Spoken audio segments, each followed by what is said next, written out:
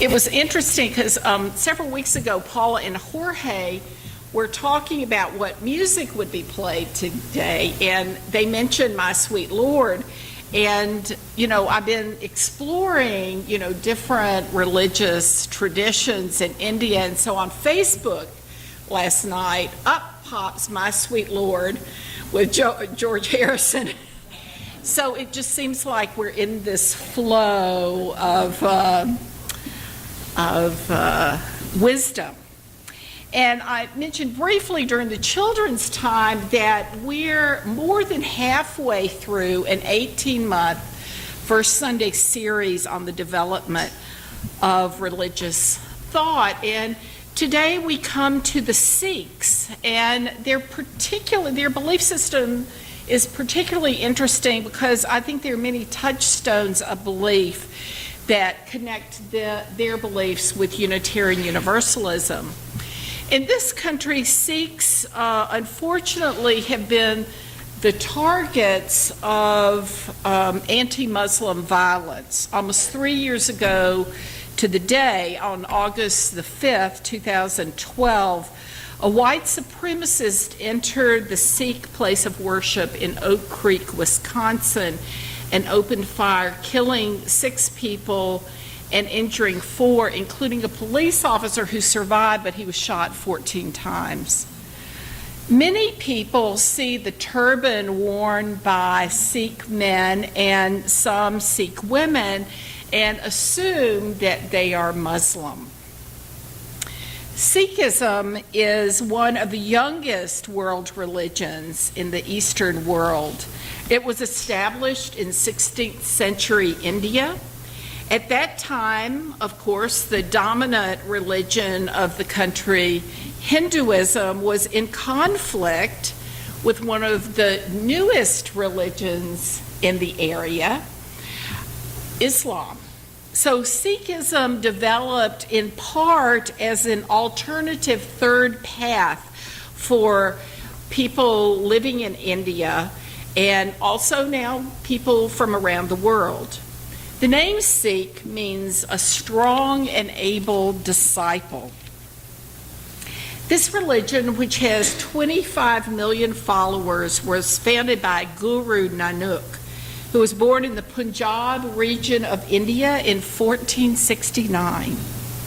He preached a message of love and understanding.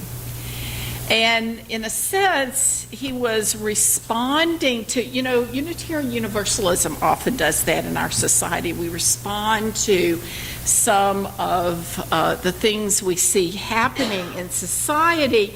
And his message of love and understanding, he felt, was in response to what he considered blind rituals found in Hinduism and Islam. Sikhs in the first 2.5 centuries of its existence were led by 9 successive gurus. The final living guru, Guru Gobind Singh, died in 1708. The philosophy of Sikhism is explained in the holy text, the Guru Granth Sahib.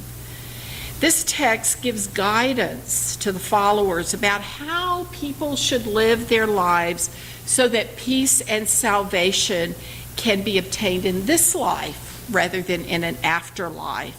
So this basic tenet of living a just life here is very much like Unitarian Universalism. For we too believe that heaven or hell is created here on earth. Sikhs are called to dedicate their lives to good causes and to help make the world a better place. So that sounds very familiar to us. Sikh beliefs are based on 3 pillars. The first is meditation, which many of us UUs are working on. Sikh meditation includes the singing of hymns from their sacred text or chanting the names of God. You'll also find in Islam and Sufism a focus on chanting the various names of God, or the names that talk about different sacred attributes, particularly the word Waheguru, which means wonderful teacher. So people will chant that over and over until they enter a meditative state. The second pillar is to earn an honest, pure, and dedicated living by using one's God-given talents, abilities, and your hard work for the benefit and improvement not only of yourself, but also of your family and community and society at large. The third pillar is to share what you have and consume it together as a community, whether that be wealth or food. One of the most common practices among Sikhs is to provide a community kitchen where anyone can come and eat simple food, primarily vegetarian. And it's important to do that because that's one symbol of how one is called to share one's wealth. But it's not only that, it's also charitable acts of giving back to the community. Sikhs strongly advocate equality for all people. Now, you can imagine centuries ago that to declare that there was absolute equality of men and women, to say that in the midst of the subcontinent of India, where you had the caste system, and then also shifts in Muhammad's teachings about equality of men and women. You know, they may have been influenced, Sikhs may have been influenced by that tenet of Muhammad's teachings, which we know in some countries has changed. But that absolute equality has been very important. There is no discrimination allowed in Sikhism, whether it is caste, race, gender, creed, education, status, or wealth. One aspect of Sikh culture that I find really interesting and different is how men and women are named. So how many people have known people whose last name was Singh? Yes, all men who are Sikh have a last name of Singh. So it's sort of like the Patels all come from Gujarat in India. If it's Singh, they all come from, or their ancestors come from the Punjab. And Singh means lion. And women are named Kaur, K-A-U-R, I'm not sure exactly how to pronounce that, which means princess. So all women have that name. And that was to rebel against or to make a philosophical statement about equality over against the Indian caste system several centuries ago. So the names have an important philosophical statement along with them. So also, after, if a Sikh person decides that they want to be baptized and be very serious about living the ethics, values, and principles of a Sikh life, you get a spiritual name.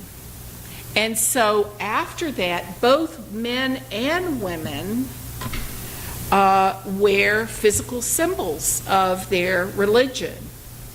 Unshorn hair, a turban, they always carry a comb with them, a steel bracelet, drawers, I didn't even ask what they looked like, and a dagger. And that's very much tied into the dagger as part of their defense of people living on the Indian subcontinent. Sikhs consider secular and spiritual life to be completely intertwined. During their history, they've been pushed for the good of the people where they live to oppose oppression and invasion. That's part of having the dagger. It's usually a very small ceremonial dagger. So in those times of invasion and oppression, to be a concerned citizen in their community, they took up the sword.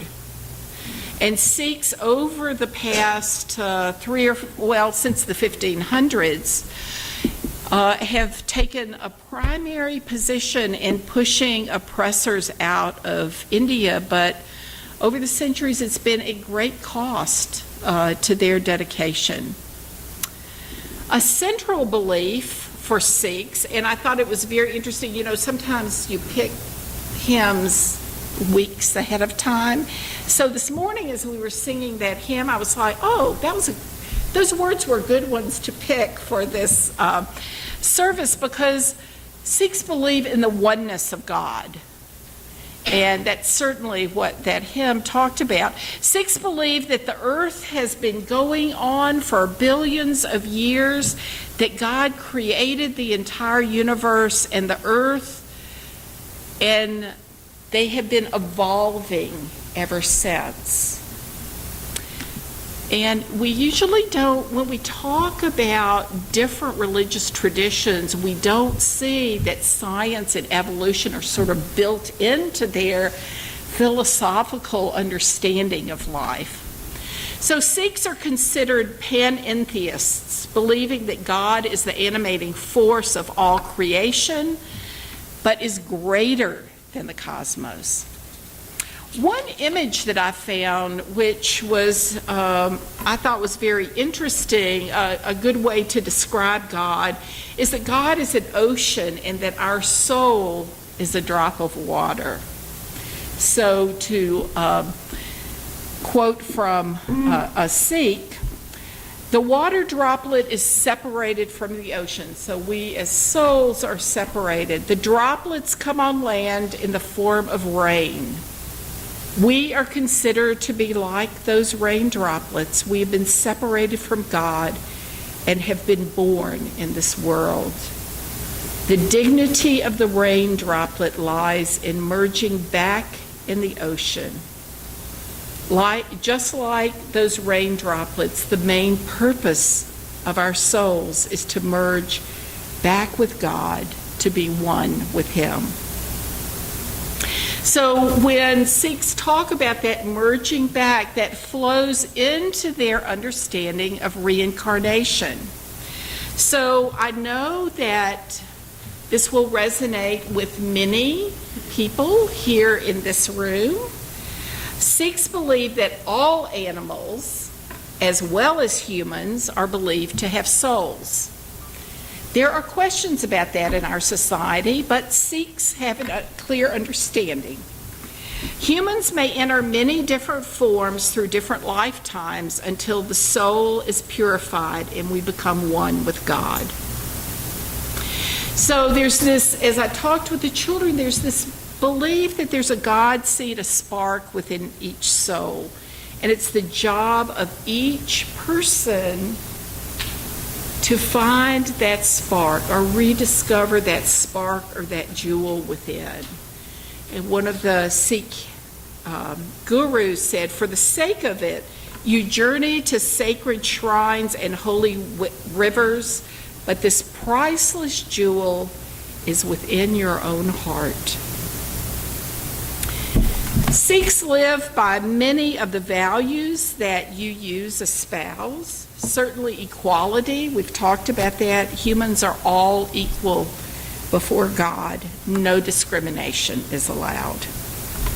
Every person has the right to life, but this right is restricted because each person has certain duties in life, one of which is to live very simply.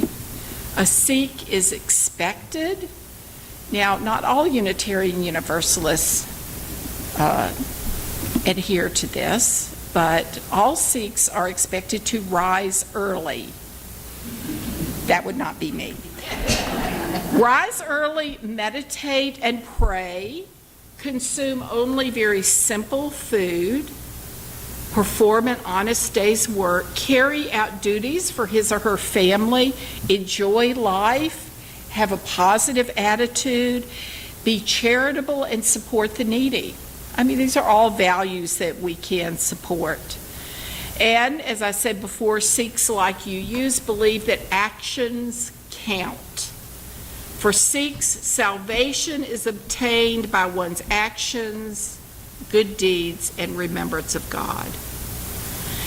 Sikhs are encouraged to live as a family unit to provide for and nurture children for the perpetual benefit of creation, as opposed to living as a monk, a practice that's still common in India.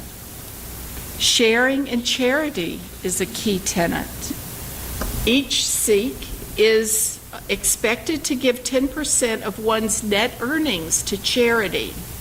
Remember that on October 4th during Stewardship Sunday. Sikhs work to develop their personal lives so that they can accept what is believed to be God's will for them as they experience in both joyous and traumatic life events. Sikhs are great believers in science, so we would have real allies there. In fact, they believe that scientific findings confirm Sikh beliefs. In the 14th century, Sikh gurus said that there are millions of stars, planets, and moons revolving around planets in the universe. Science confirmed that reality in the 19th century, 500 years after Sikhs began believing that. Because Sikhism emerged in the midst of a subcontinent that gave birth to several of the world religions, some of the beliefs and prohibitions that are a moderating belief system sort of balance, as I said before, Hinduism and Islam. But there's some prohibited behavior that's clearly spelled out. No non-logical behavior. Which is defined as superstitions or rituals that have no meaning. Such as wearing a veil, worship of idols, fasting or bathing in sacred rivers. Also, a prohibition is material obsession, accumulation of material goods has no meaning for Sikhs. Their belief is, all the wealth you gather isn't going to be meaningful because you can't take it with you. So don't get attached to material wealth. The sacrifice of creatures is prohibited in Sikhism. I'm sure that many of you have heard of the Hindu practice of sati, where a widow will throw herself on a funeral pyre. That is abhorrent to Sikhs, as is the act of slaughtering animals for holy celebrations. Non-oriented family living. You shouldn't live as a recluse or a beggar, monk, nun, or celibate. Worthless talk. That's interesting. Bragging, gossip, and lying are not permitted, nor is intoxication. And there is no priestly class because all people are equal, and anyone can perform the tasks that a priest does. They also don't believe in eating meat killed in a ritualistic manner. So kosher meat that's prepared as kosher meat would not be acceptable. And also having premarital or extramarital sexual relations. That is one of their tenets. You don't do it. One of the fascinating aspects that I find of the Sikh religion is the emphasis on poetry.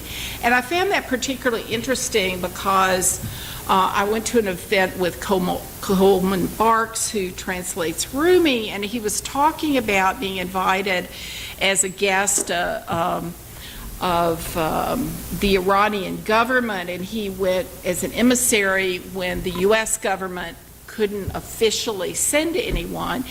And he said there were all these politicians sitting there listening to his translation of Rumi, which made him very nervous. And after that, here's the leading body of Islam, and they were discussing poetry as an important aspect of understanding life. So Sikhs believe that poetry becomes a way of action to help one understand the changing realities of time, because life is always in flux. We're born and we die each moment because we're always changing. But poetry then becomes a fixed reality that can help us stay grounded in the midst of our chaotic lives. And they believe that we live by images, and poetry offers a way to have images that push us to dig deeper within ourselves, to search for the words which, when assembled in a verse, will illuminate the dark recesses of our minds. Very powerful. So while there are few Sikhs living in this community, the Sikh message has moved out of India and is found in all parts of the world. Their message of charity and equality for all people is one to which many people need to aspire. Unity, courage, tenderness, compassion, generosity. These are values that we all might keep at the core of our values as we live our own lives.